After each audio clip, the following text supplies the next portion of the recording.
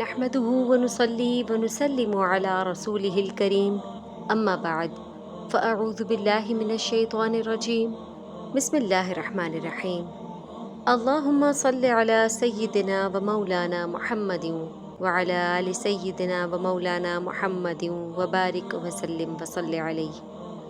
عالمہ online T وی کے تمام دیکھنے اور سننے والوں کو اپنے چینل پر خوش آمدید کہتی ہوں اور امید کرتی ہوں کہ آپ سب جہاں کہیں بھی ہوں گے اللہ تعالیٰ کی حفظ و امان میں ہوں گے اور بخیر و عافیت ہوں گے۔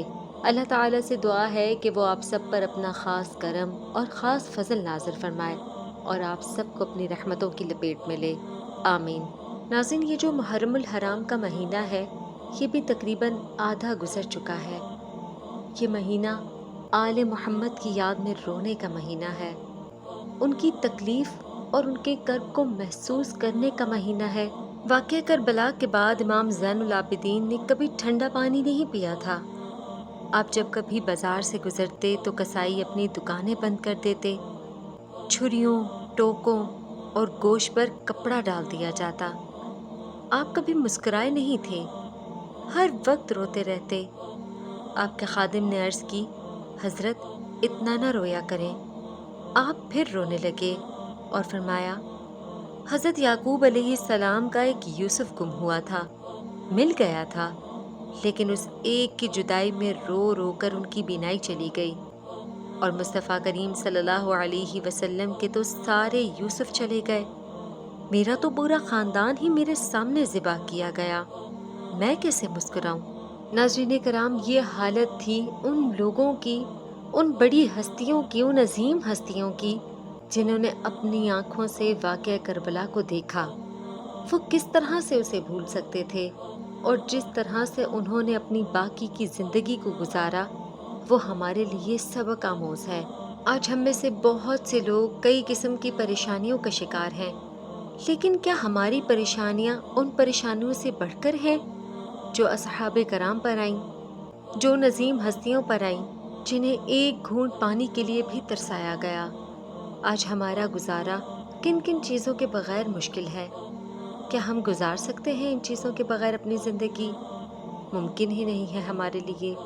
الٹا اگر اللہ تعالی ہم پر کوئی آزمائش لے آتا ہے تو ہم اس سے گلہ کرتے ہیں، ہم شکوہ کرنے بیٹھ جاتے ہیں، ہم اس کی عطا کردہ نعمتوں کی ناشکری کرتے ہیں، صرف ایک اس چیز کا گلہ کرتے ہیں جس سے اس نے ہمیں محروم رکھا، یا شاید وہ ہمارے حق میں بہتر نہیں تھی اس لیے اس نے ہم سے دور رکھی۔ لیکن ہم ان سب چیزوں سے نادانی میں اپنے رب سے گلہ اور شکوہ کرنے لگ جاتے ہیں۔ تو یقیناً میرے بہت سے بہن بھائی پریشان ہوں گے۔ زندگی میں کئی بار ایسے دور آتے ہیں، ایسے موقع آتے ہیں کہ انسان خود سے بیزار ہو جاتا ہے، اپنی پریشانیوں میں الجھ جاتا ہے، اسے اپنے غم کے آگے کسی کا غم دکھائی بھی نہیں دیتا، کیونکہ انسان کی فطرت ہے نا کہ وہ بہت جلد باز ہے۔ اگر اس پر کوئی تکلیف آتی ہے تو اس کا دل ہوتا ہے کہ جلد سے جلد یہ تکلیف مجھ سے ٹل جائے، کسی طریقے سے میں اس سے آزاد ہو جاؤں۔ ذرا سا وہ یہ نہیں سوچتا کہ یہ آزمائش اس کے رب کی طرف سے آئی ہے۔ یقیناً رب تعالی انسان کو اس کی ہمت سے بڑھ کر نہیں آزماتا، لیکن پھر بھی کئی مواقع ایسے ہوتے ہیں کہ جن پر صبر کرنا انسان کے بس میں بھی نہیں ہوتا۔ تو اس صورت میں انسان کیا کرے؟ اس صورت میں وہ اپنے رب تعالیٰ کے حضور حاضر ہو، اس سے گڑ گڑا کر اپنی طلب کو ظاہر کرے، کیونکہ جب تک اس کا اپنے رب کے ساتھ تعلق مضبوط نہیں ہوگا، اپنے رب کے ساتھ وہ ہر راز کو بانٹے گا نہیں، خود اپنی زبان سے کہے گا نہیں، نہ تو اس کے دل کا بوجھ ہلکا ہوگا اور نہ ہی اس کی مصیبت کم ہوتی دکھائی دے گی۔ یقین جانے کہ جب انسان کا اپنے رب کے ساتھ تعلق سچا اور سیدھا ہو جاتا ہے، ڈائریکٹ اپنے رب کے ساتھ تعلق جڑ جاتا ہے، تو اسے دنیا والوں کی نہ تو پرواہ رہتی ہے اور نہ ہی اسے دنیا والوں سے کوئی غرض ہوتی ہے۔ اس کی تمام سوچوں کا محور اس کا رب ہوتا ہے، کیونکہ وہ جانتا ہے کہ جو اس پر یہ مشکل وقت لایا ہے، جو اسے یہ آزمائش میں ڈال رہا ہے، وہی اس کا حل نکالے گا۔ کیونکہ اللہ تعالیٰ نے قرآن کریم میں بھی ارشاد فرمایا ہے، ان مع العسر یسرا فان مع العسر یسرا، ہر مشکل کے بعد آسانی ہے اور بے شک ہر مشکل کے بعد آسانی ہے۔ تو جو بھی میرے بہن بھائی کسی مشکل میں پھنسے ہوئے ہیں، کسی بھی پریشانی میں مبتلا ہیں تو وہ اس آیت کو اپنا سہارا بنا لیں اور اس آیت پر یقین رکھ لیں کہ ان کے رب تعالیٰ نے اس چیز کا وعدہ کیا ہے کہ ہر مشکل کے بعد آسانی ہے، اور اس جملے کو رب تعالیٰ نے تاکید کے ساتھ 2 مرتبہ دہرایا ہے، یعنی کہ یقیناً اس کے حضور ہر مشکل کے بعد آسانی ہے۔